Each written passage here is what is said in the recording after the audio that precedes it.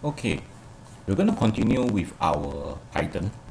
Alright, so you can see that we are using Python here.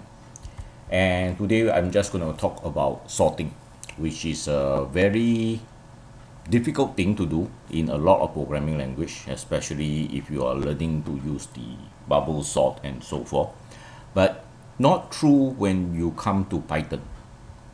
Alright, so what I have here is just a array of numbers.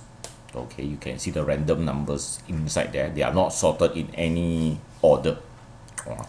So I'm gonna do two sort, okay, descending as well as ascending, but I'm just going to use the dot sort function. Alright, so I'm gonna run this and you will see the output. Okay, so this one is in descending, this one is in ascending. So if you want to sort ascending, it's actually very simple. Just do a dot sort. That's it. Alright. But if you want it in descending, which means big to small, like this, okay, big to small, then all you have to do is add in reverse equal true. That will tell the sort to do the reverse.